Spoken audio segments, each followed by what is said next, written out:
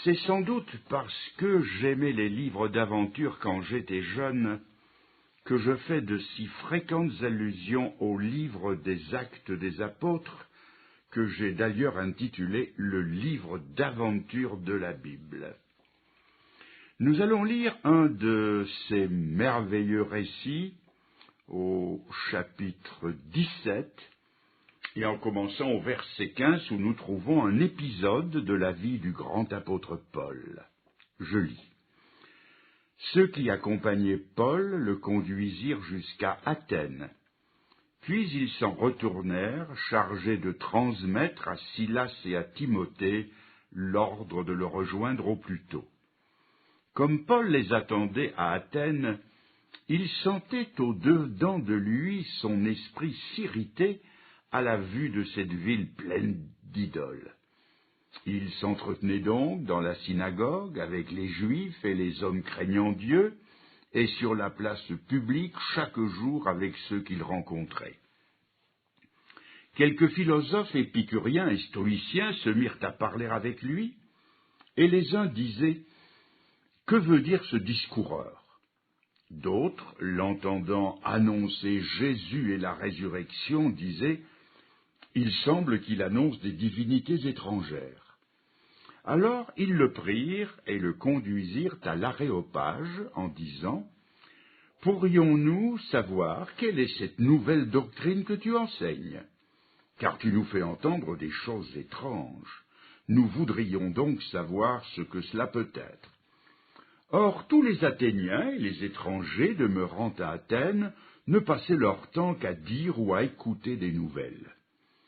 Paul, debout au milieu de l'Aréopage, dit « Hommes athéniens, je vous trouve à tous égards extrêmement religieux, car en parcourant votre ville et en considérant les objets de votre dévotion, j'ai même découvert un autel avec cette inscription « À un Dieu inconnu. Ce que vous révérez sans le connaître, c'est ce que je vous annonce. Le Dieu qui a fait le monde et tout ce qui s'y trouve, étant le Seigneur du ciel et de la terre, n'habite pas dans des temples faits de mains d'hommes. Il n'est pas servi par des mains humaines, comme s'il avait besoin de quoi que ce soit, lui qui donne à tous la vie, la respiration et toutes choses. Il a fait que les hommes, sortis d'un seul sang, habitent sur toute la surface de la terre, ayant déterminé la durée des temps et les bornes de leur demeure. Il a voulu qu'ils cherchent le Seigneur et qu'ils s'efforcent de le trouver en tâtonnant, bien qu'il ne soit pas loin de chacun de nous. Car en lui, nous avons la vie, le mouvement et l'être. C'est ce qu'ont dit aussi quelques-uns de vos poètes. De lui, nous sommes la race. Ainsi donc, étant la race de Dieu, nous ne devons pas croire que la divinité soit semblable à de l'or, à de l'argent ou de la pierre, sculptée par l'art et l'industrie des hommes. Dieu, sans tenir compte des temps d'ignorance, annonce maintenant à tous les hommes en tout lieu qu'ils aient à se repentir, parce qu'il a fixé un jour où il jugera le monde selon la justice, par l'homme qu'il a désigné, ce dont il a donné à tous une preuve certaine en le ressuscitant des morts. Lorsqu'ils entendirent parler de résurrection des morts, les uns se moquèrent et d'autres dirent « Nous t'entendrons là-dessus une autre fois. » Ainsi Paul se retira du milieu d'eux.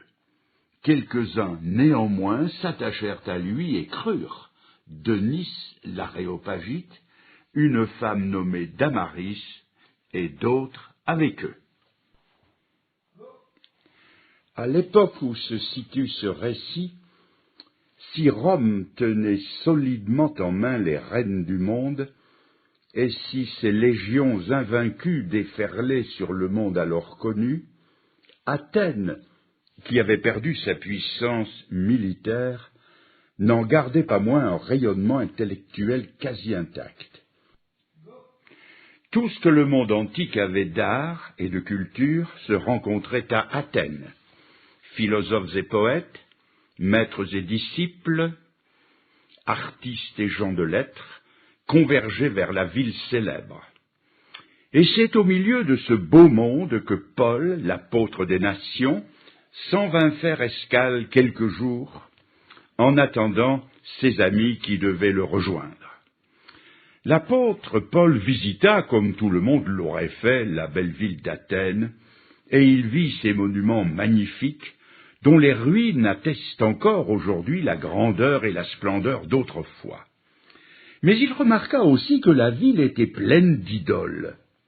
À chaque coin de rue se dressait une effigie d'une divinité différente qui sollicitait la foule cosmopolite, érudite, mais superstitieuse.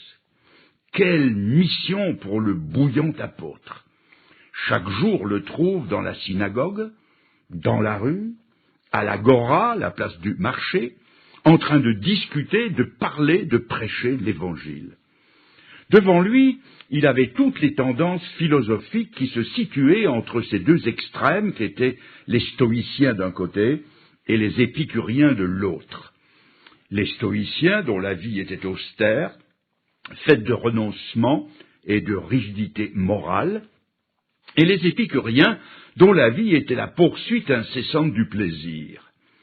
Face à cet éventail de pensées philosophiques, l'apôtre Paul a présenté la seule chose qui puisse satisfaire les besoins de l'homme, parce qu'elle répond aux besoins fondamentaux de la nature humaine. Il parla de l'Évangile. Le message incisif de l'apôtre Paul attira de plus en plus de monde, jusqu'au jour où on lui demanda de monter à l'Aréopage, où, selon les lois de l'endroit, il devait faire un exposé succinct, sans artifice oratoire, de la nouvelle doctrine. L'apôtre Paul ne se fit pas prier. Il se tint debout au milieu de l'Aréopage, et à cette foule qui passait le plus clair de son temps à écouter ou à dire des choses nouvelles, il leur servit tout chaud quelque chose d'entièrement neuf. Près de 20 siècles ont passé depuis ce mémorable discours sur l'unité des hommes et de Dieu. Pendant 2 millénaires, la face du monde a beaucoup changé. Les conditions de vie ont évolué fortement. Presque partout, le paganisme a été absorbé par le christianisme et la conception superstitieuse des dieux multiples a été remplacée par la révélation combien plus rationnelle d'un Dieu unique. Mais je suis convaincu que si l'apôtre Paul devait prêcher un message au XXIe siècle, il redirait les mêmes choses, car il n'y a rien de nouveau sous le soleil. Lorsqu'il était à Athènes, Paul avait devant lui une foule adonnée à l'idolâtrie. Ils avaient autant de statues qu'ils avaient de dieux, et ils en avaient beaucoup. Rien qu'à Delphes, l'un des sites les plus courus de Grèce, il y en avait 3000. Les Grecs avaient 12 grands dieux, une quantité de demi-dieux, et une infinité de petits dieux. Et outre tous ces dieux-là, ils avaient même une stèle vide sur laquelle ils avaient gravé l'inscription à un Dieu inconnu, pour être bien sûr de n'en avoir oublié aucun. Quoique tous ces dieux aient disparu aujourd'hui, je suis convaincu, je le répète, qu'ils prêcheraient le même message à part la forme. Car si la face du monde a changé de nombreuses fois, le cœur des hommes, lui, n'a pas changé. Les idoles anciennes ont fait place aux idoles modernes, auxquelles on sacrifie le plus clair de son temps, de ses facultés et de son argent. Je vais vous en citer quelques-unes en passant. Les Grecs et les Romains, entre autres dieux, adoraient le dieu Mars. Mars était le dieu de la guerre et de la violence. Et le dieu Mars n'est pas mort. Il n'a jamais été si bien servi. Des milliers de milliards lui sont consacrés chaque année et il devient de plus en plus puissant. Son empire s'étend jusque sur les nations pauvres qui consacrent une partie importante de leur budget pour l'armement. Nous vivons comme sur une poudrière et il suffirait d'une étincelle mal placée pour que tout saute. Mais les guerres du dieu Mars ne se font pas seulement qu'entre les peuples, les races et les idéologies. La violence s'étale partout, sur le grand comme sur le petit écran. Il y a quelques années, un jeune Anglais a été condamné à mort pour meurtre, et pour sa défense, il a expliqué qu'il avait voulu faire comme un de ses héros de l'écran. Ces films à succès commerciaux surtout, créent un climat de violence fait d'enlèvement, de rap, de piraterie, de crimes plus monstrueux les uns que les autres. Mars s'insinue dans nos salons. La violence martienne est à l'honneur jusque dans les foyers et les familles. Et les armes à feu font place à d'autres armes qui s'appellent la langue, la calomnie, le mensonge, qui peuvent vous assassiner une réputation mieux qu'un coup de feu, et avec l'avantage, c'est de faire moins de bruit. Voyez ce petit garçon qui trottine à peine. Pour son anniversaire, il recevra en cadeau une mitraillette en plastique, avec laquelle il apprendra à tirer sur tout ce qui bouge, à commencer par l'auteur du cadeau. Oh, bien sûr que c'est pour rire. Mais 20 ans plus tard, il aura une arme, une vraie celle-là, avec laquelle on va lui apprendre à tuer pour de bon. Vous direz peut-être que mon illustration est puérile, sentimentale, mais sans portée réelle. Mais il y a quelques années, dans la région de Tarbes, j'ai rencontré une jeune fille chinoise dont le père était général de la Révolution chinoise. Elle s'était enfuie avec sa mère en passant miraculeusement la frontière par Hong Kong. Elle m'a dit que dans son pays, des dizaines de milliers de petites filles de 12 ans étaient enseignées dans le maniement des armes à feu. Ne voit-on pas aujourd'hui des adolescents devenir des seigneurs de guerre et prendre le commandement de groupes rebelles armés qui sèment la terreur et la mort autour d'eux? La date du 11 septembre 2001, 11 septembre new-yorkais, ne restera-t-elle pas, comme tant d'autres dates et d'autres lieux, gravée dans toutes les mémoires? Ces Grecs honoraient aussi le dieu Mercure. Mercure était le dieu du commerce et des voleurs. Il semblerait, selon certains, que ces deux mots aillent très bien ensemble. Et croyez-moi, le dieu Mercure était moins bien servi alors qu'aujourd'hui, car à côté d'un commerce honnête, et je m'empresse de le dire, il y en a un, il y a aussi le commercialisme où tout se vend. On y vend la beauté, le sexe, le sport, l'armement, la santé, les biens sociaux, le progrès. Tout est mis aux enchères et est ramené à une notion de profit.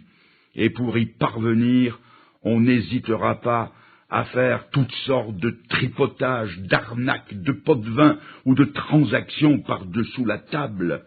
Il s'en faut de peu pour que la nature ne soit mise aux enchères. La religion elle-même n'échappe pas au commercialisme. Des hommes ont fini par commercialiser le bon Dieu, qui pour certains est devenu une bonne affaire. L'apôtre Paul nous avait déjà prévenus, lorsqu'il écrivait cette phrase dans 1 Timothée 6 et verset 5, « La piété est devenue comme une source de gain ». Victor Hugo, dont on vient de fêter le bicentenaire de la naissance, stigmatisait la religion de son temps d'une plume aussi vraie qu'acerbe. Vous vendez le baptême au jour de la naissance. Vous vendez aux pécheurs l'inutile indulgence. Vous vendez aux amants le droit de s'épouser. Vous vendez aux mourants le droit d'agoniser. Vous vendez aux défunts la messe funéraire, vous vendez aux parents l'office anniversaire, vous vendez oraison, messe, communion, vous vendez chapelet, croix, bénédiction. Rien n'est sacré pour vous, tout vous est marchandise, et l'on ne saurait faire un pas dans votre église sans payer pour entrer, sans payer pour s'asseoir, sans payer pour prier. L'autel est un comptoir, à nous le riche, au diable l'indigent. Non seulement les anciens avaient Mars et Mercure, mais ils avaient aussi la déesse Fortune aux yeux bandés. Nous avons aussi nos casinos, nos jeux de hasard, nos loteries, nos sports totaux, nos tiercés, nous avons tout cela. Le grand naturaliste Buffon a dit le cheval est la plus noble conquête de l'homme. Il pourrait aujourd'hui, en pensant au tiercé, inverser son propos et dire que l'homme est la plus noble conquête du cheval. Des millions de gagne-petits y jouent et y perdent leur gagne-pain. Leur honneur est celui de leur famille, dans le désir de s'enrichir rapidement. Dans notre siècle qui se veut érudit et matérialiste, la superstition est si grande que si le tirage du gros lot de la loterie a lieu un vendredi 13, la vente des billets se multiplie par 5, bien que le nombre des billets gagnants reste toujours le même. Ah, cette déesse fortune! Un jour, un rabbin est allé voir un homme très riche et grippe-sous jusqu'à l'avarice, et il lui a fait une leçon de choses, en lui disant « Regarde par la fenêtre et dis-moi ce que tu vois. » « Je vois la rue, des femmes et des enfants, a-t-il répondu. Puis il lui a dit, voici un miroir, qui vois-tu? Je me vois moi-même. Et le rabbin lui a dit, vois-tu la différence entre la vitre et le miroir? C'est que derrière le miroir, il y a une mince pellicule d'argent. Et c'est elle qui t'empêche de voir les autres, pour ne plus voir que toi-même. Les Grecs encensaient aussi la déesse Vénus, la déesse de la sensualité, et notre époque n'est pas en reste, elle n'a rien à apprendre de l'Antiquité. La lubrique et sensuelle déesse n'a jamais été aussi bien servie. J'ai vu de mes yeux vus, sur un kiosque à journaux, cette inscription, une nouvelle divinité, le corps de la femme. On ne peut pas aujourd'hui vous vendre une voiture ou une lame de rasoir sans vous présenter une pin-up à l'anatomie généreusement dégarnie. La sensualité est là qui nous attend à la sortie de nos maisons. Elle franchit nos seuils, elle s'installe dans nos journaux, à la télévision, dans la mode. Elle partage nos moments de détente et elle nous conditionne à notre insu. D'ailleurs, combien de jeunes femmes n'ont pas pu résister à sa sollicitation? Pourquoi végéter dans un bureau ou s'occuper du ménage alors qu'il est si facile d'être la maîtresse d'un homme au carnet de chèques bien fourni? N'est-ce pas là la figure des temps modernes, sans parler de Sodome et de Gomorrhe, de ces passions contre nature auxquelles notre civilisation s'adonne de plus en plus, au point d'en légaliser les dérèglements, comme le firent ces deux villes maudites et corrompues avant que le feu du ciel ne les détruise. Outre Mars, Mercure, la fortune et Vénus, les Grecs vénéraient Bacchus, le dieu du vin et des buveurs. Ce dieu-là est resté très moderne et très populaire. Il n'a pas pris une ride. C'est le Dieu qui appauvrit, qui asservit, qui avilit et qui dégrade. C'est le Dieu du rire qui s'achève en sanglots, le Dieu de l'oubli momentané et des réveils de cauchemar. Il a un temple dans chaque bistrot. Il a un autel dans chaque bar d'appartement. Il a pour culte la dive bouteille et pour encens les relents d'alcool. Ses adorateurs se retrouvent dans toutes les couches de la société, depuis le Crésus qui roule en Rolls-Royce jusqu'au clochard qui dort sous les ponts. L'offrande qu'on lui fait est incroyablement élevée. Selon les statistiques, à une certaine époque, l'alcoolisme rapportait à la France 52 milliards par an et lui en coûtait 154. Bacchus est un grand créateur d'œuvres sociales, de centres de psychiatrie, d'asiles d'aliénés ou de maisons pour l'enfance battue ou abandonnée. Il a pour trône la misère et pour extrême onction la honte et le désespoir. Mais Jésus-Christ est plus fort que ce Dieu-là, et je connais des dizaines de cas d'hommes et même de femmes qui étaient pieds et poings liés à la coupe infernale et que Jésus-Christ a délivré. Près de chez nous, Un homme avait ruiné l'honneur de sa famille et perdu une situation enviable. Il avait bu l'équivalent d'une maison, et un jour, il est venu écouter une conférence comme celle que vous écoutez ce soir. Il s'est effondré en sanglots et il a mis sa foi en Jésus-Christ, et il est devenu un nouvel homme respectable et respecté. J'en connais un autre qui était transporteur. L'alcool a conduit sa famille dans la misère la plus noire. Alors que son camion était son seul gagne-pain, il s'est littéralement sabordé. Il est allé jusqu'à vendre les roues de son camion pour satisfaire sa dégradante passion. Et Jésus est venu frapper à la porte de sa vie. Il l'a transformé complètement. 3 ans après, il avait épongé ses dettes qui s'élevaient à plus de 100 000 €. Et maintenant, c'est un homme qui prêche l'évangile autour de lui et qui gagne des âmes à Jésus-Christ. Oui, Jésus-Christ est plus fort que tous ces dieux-là, parce que la Bible dit, dans la première épître Jean au chapitre 5 et verset 20, parce qu'il est le Dieu véritable et la vie éternelle. Ils avaient aussi, ces Grecs, le dieu Morphée, le dieu des songes qui était fils de la nuit et du sommeil. C'est ce Morphée qui a donné son nom à la morphine. C'est aussi le dieu de la drogue, à l'imagination, le rêve, l'évasion et les tranquillisants de naguère ont succédé des produits au nom redoutables comme LSD, hashish, chanvre indien et surtout héroïne.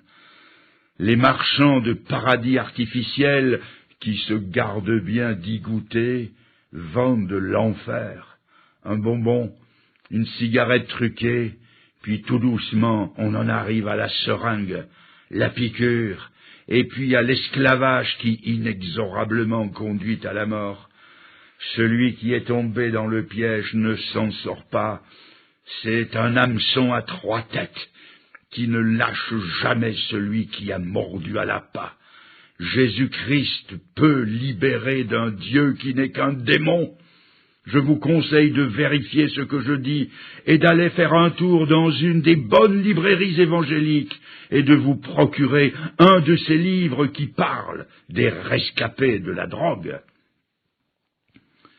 J'ai sauté 3 ou 4 000 de ces divinités pour en arriver à ce Dieu inconnu dont parle Paul. Il y avait un socle, une stèle vide sur laquelle était gravé un Dieu inconnu. L'homme ne connaît pas ce Dieu-là, mais il le pressent, il le redoute, et il veut au moins ne pas l'oublier et s'attirer ses faveurs. Et comme on ne prend jamais trop de précautions, on lui avait fait un socle vide avec la mention « un Dieu inconnu ». Aujourd'hui, ce Dieu inconnu existe toujours. Beaucoup de gens ne le connaissent pas, bien qu'ils aient une religion. Et comme on le redoute et le craint, on lui fera, disons, 4 grandes visites dans la vie. Une au baptême, où l'on offrira des dragées aux invités, une autre vers 11 ou 12 ans, à la communion, et on lui brûlera un cierge, une 3e visite vers les 20 ans, et on lui fera quelques vœux à l'occasion du mariage, puis, via la chapelle, une dernière visite, ou conduit au cimetière sur 4 pneumatiques, on fera l'éloge funèbre. Disons-le ouvertement, c'est avoir un Dieu de plus parmi tant d'autres. Dites-moi, est-ce ainsi que vous traitez le grand Dieu des cieux? 4 visites en une vie, ou 1 ou 2 par an, ou une visite par semaine au pas de course le dimanche matin? Non, vous ne traiteriez pas votre fiancé, ou votre femme, ou votre mari, ou votre meilleur ami avec une telle désinvolture. Mais peut-être qu'après tout, vous avez agi par ignorance. Vous ne le saviez pas, comme les Athéniens qui ne le savaient pas non plus. Je vous lis donc le verset 30. Dieu, sans tenir compte des temps d'ignorance. Dieu fait table rase du passé. Il ne nous fait pas grief de notre ignorance. Avec lui, on peut repartir à zéro. Il se révèle comme le Dieu qui ne veut pas la mort du pécheur, mais qui veut sa repentance, qui veut lui accorder son pardon afin qu'il vive et soit sauvé pour partager son royaume, sa félicité et son éternité. Nous allons maintenant entrer dans le vif du message apostolique. Tout d'abord, dans le message inspiré de l'apôtre Paul, Dieu nous révèle son identité. Ce Dieu inconnu, qui est-il? Au verset 24 et 25, nous lisons « Dieu a fait le monde et tout ce qui s'y trouve. Il est le Seigneur du ciel et de la terre. Il n'habite pas dans des temples faits de mains d'hommes. Il n'est pas servi par des mains humaines, comme s'il avait besoin de quoi que ce soit. Lui qui donne à tous la vie, la respiration et toutes choses. Voilà qui est Dieu. » Job, le patriarche, a fait la découverte de Dieu. C'était un grand Dieu. Élie, le prophète, a découvert que c'était un Dieu, pas seulement un Dieu grand, mais un Dieu juste. Ésaïe, un autre prophète, a découvert que c'était un Dieu saint, tellement saint que les anges dans le ciel se voilent la face et crient l'un à l'autre « Saint, Saint, Saint, l'Éternel, voilà qui est Dieu !» Voltaire a dit un jour « La Bible dit que Dieu a fait l'homme à son image, mais l'homme le lui a bien rendu. » Nous aimons nous faire un Dieu à notre mesure, un Dieu à l'image de nos sentiments décadents, et nous emprisonnons ce Dieu-là dans des idées qui nous servent et nous arrangent. Nous le mettons dans notre moule et nous le façonnons à notre image en lui prêtant nos sentiments. Mais quand Dieu, le vrai, se présente à nous, il fait sauter ce moule, et il se révèle à nous non pas comme un Dieu bon papa gâteau, qui pardonne toutes nos fredaines, un Dieu sénile, mais un Dieu plus majestueux que la majesté des cieux. C'est un Dieu saint et redoutable, plus pur que la lumière la plus pure, un Dieu qui appelle le péché péché et qui le condamne sans appel. Mais aussi, nous l'avons lu, ce n'est pas seulement un Dieu grand, un Dieu juste, un Dieu saint, c'est un Dieu proche.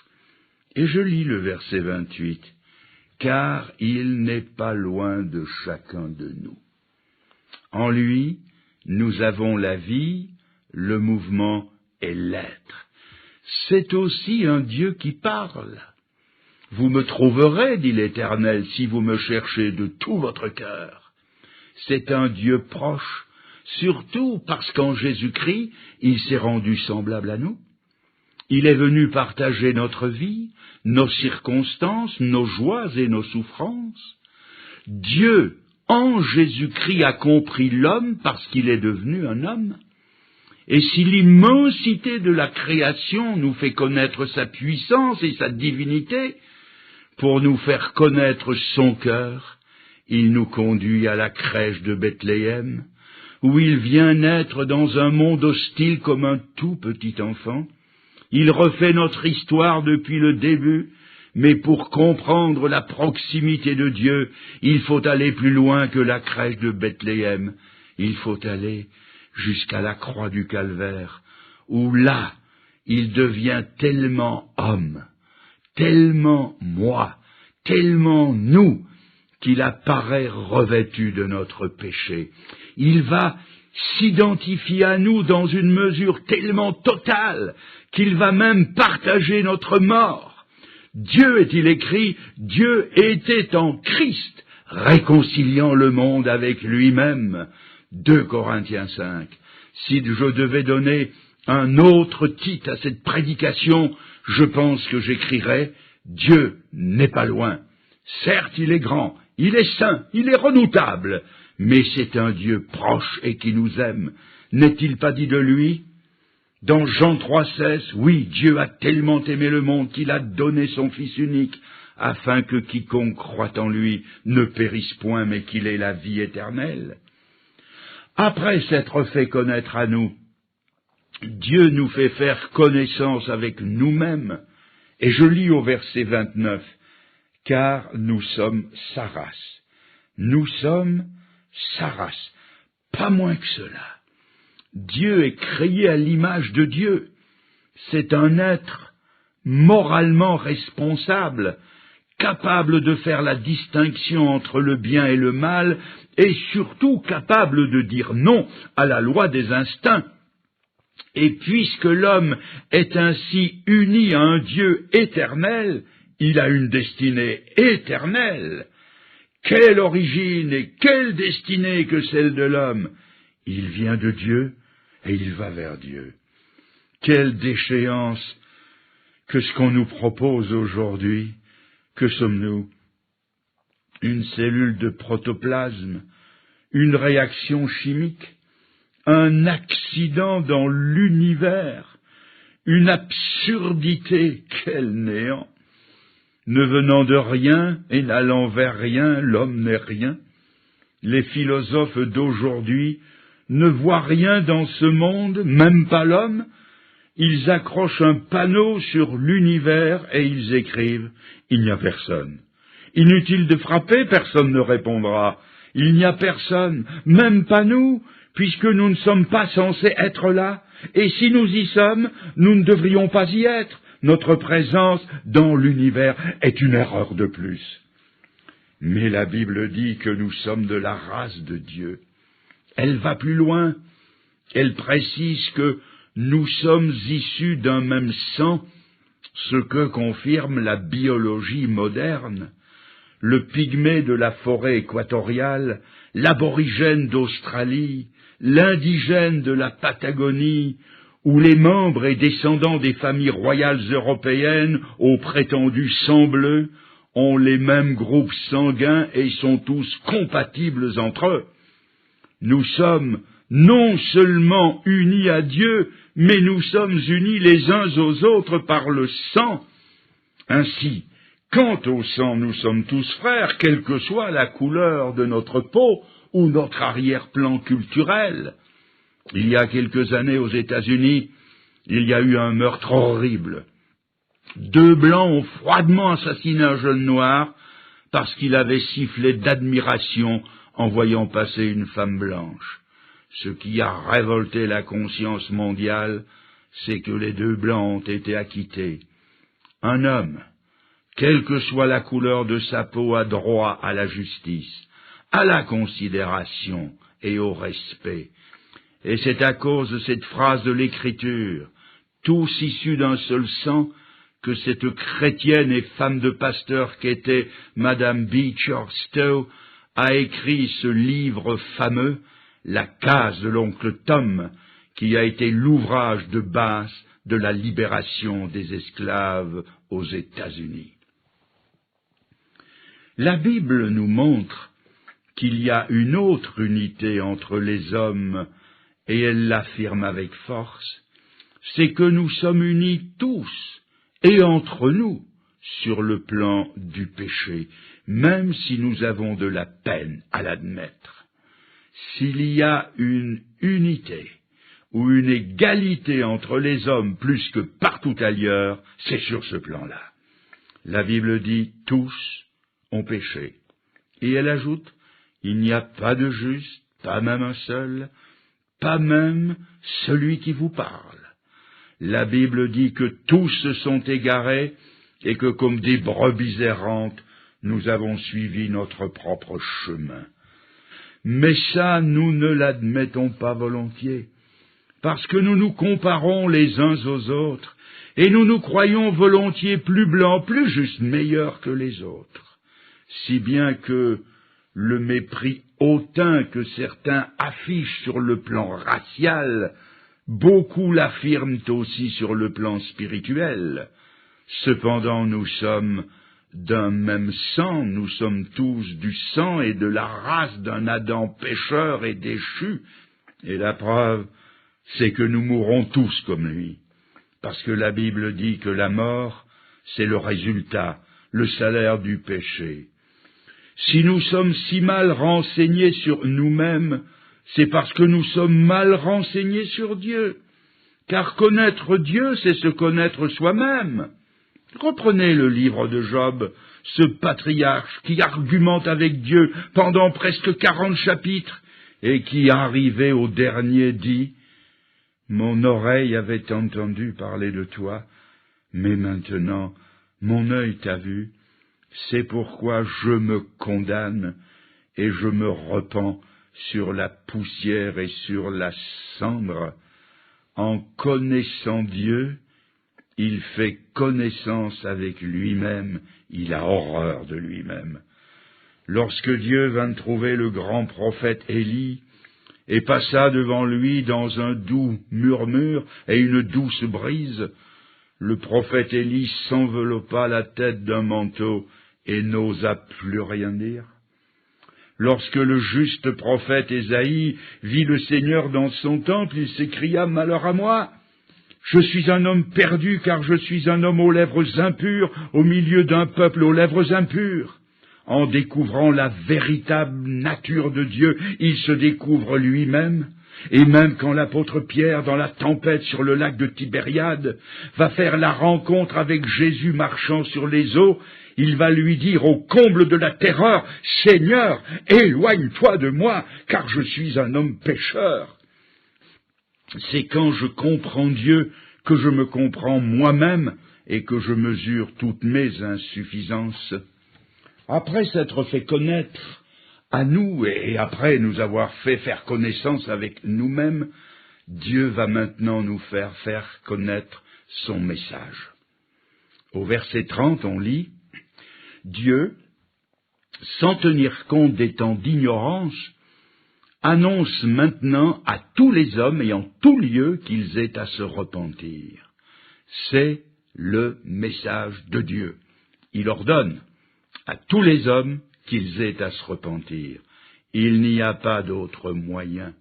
L'option ne nous est pas laissée, et j'espère que jusqu'à mon dernier souffle, ma prédication restera toujours axée sur la repentance.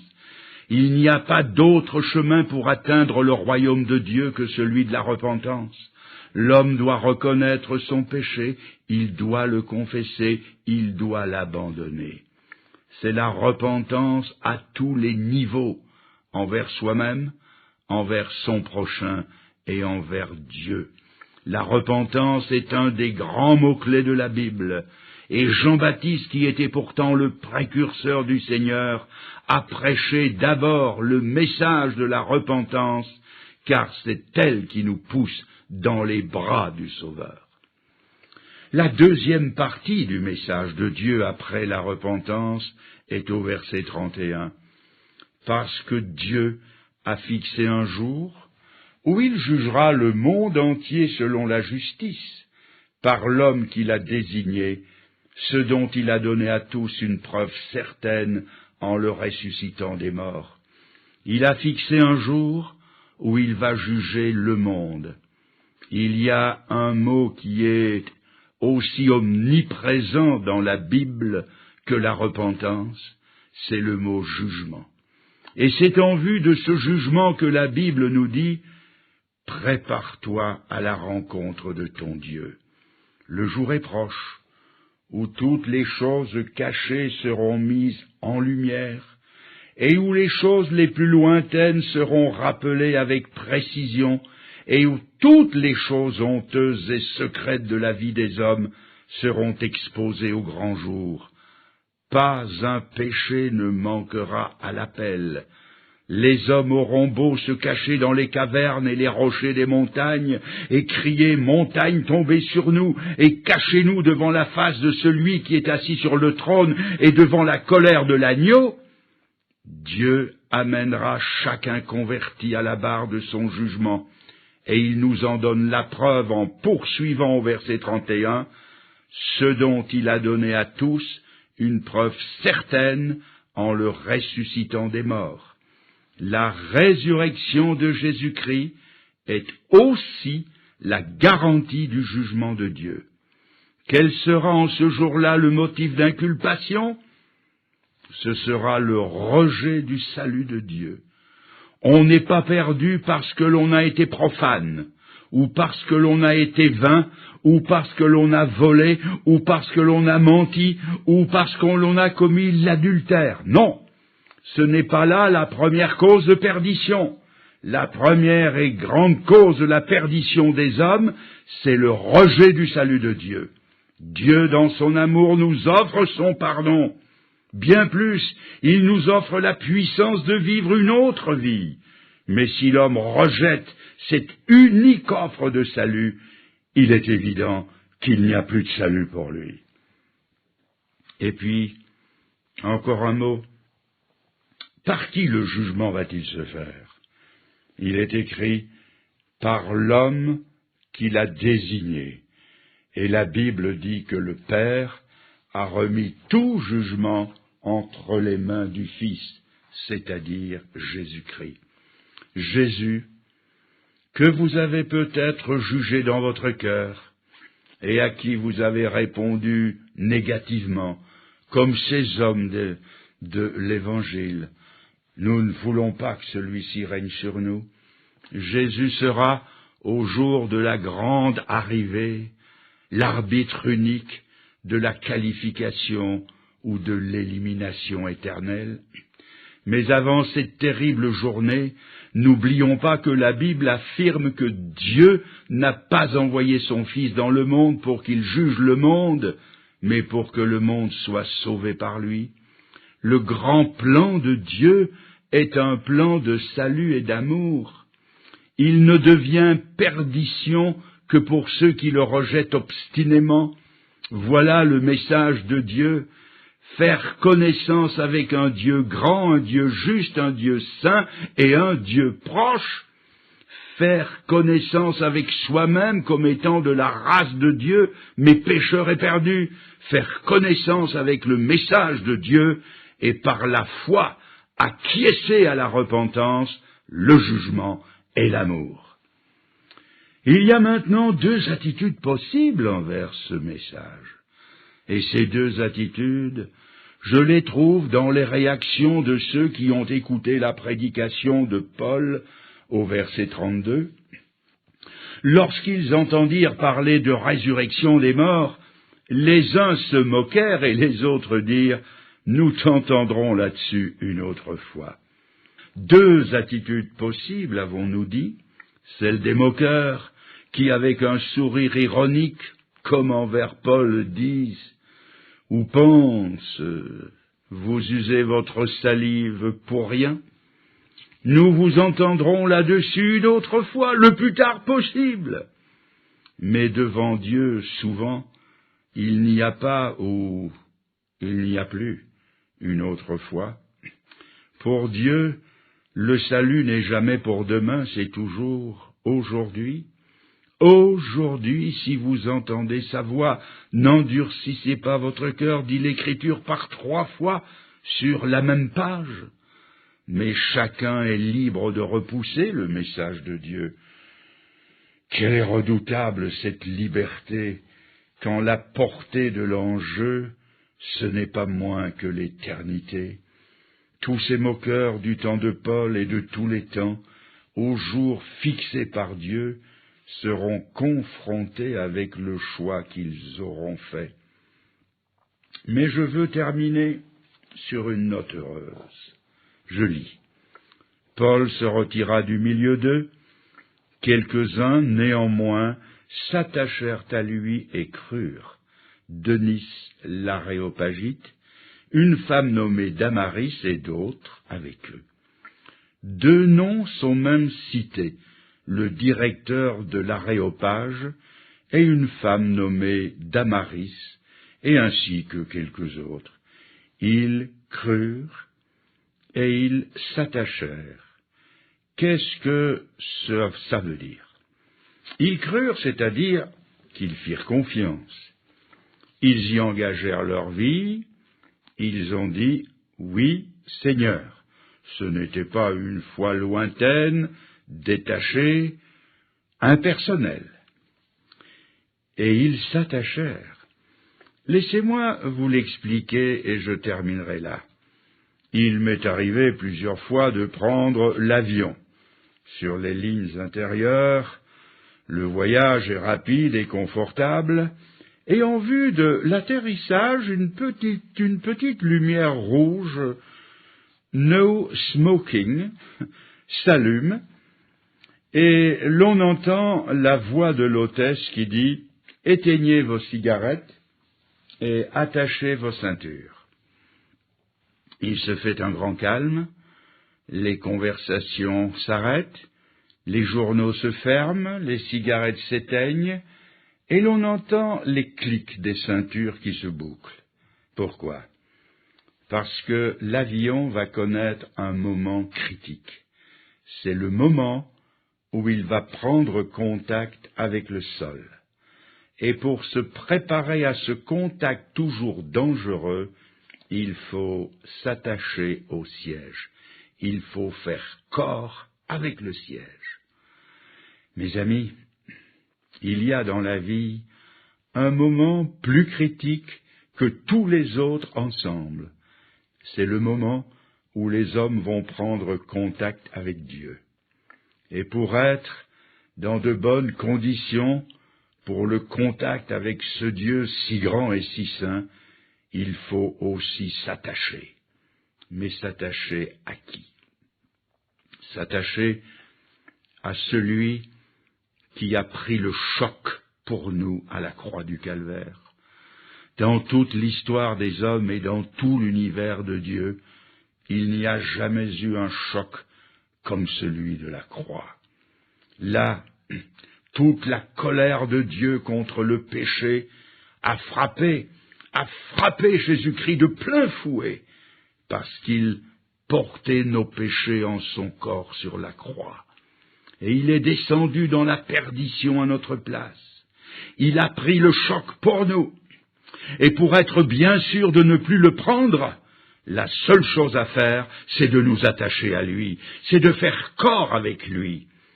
Alors nous sommes certains que nous ne prendrons pas le choc du jugement parce que la Bible dit qu'il n'y a plus aucune condamnation pour ceux qui sont en Jésus-Christ, c'est-à-dire pour ceux qui se sont attachés à Jésus-Christ.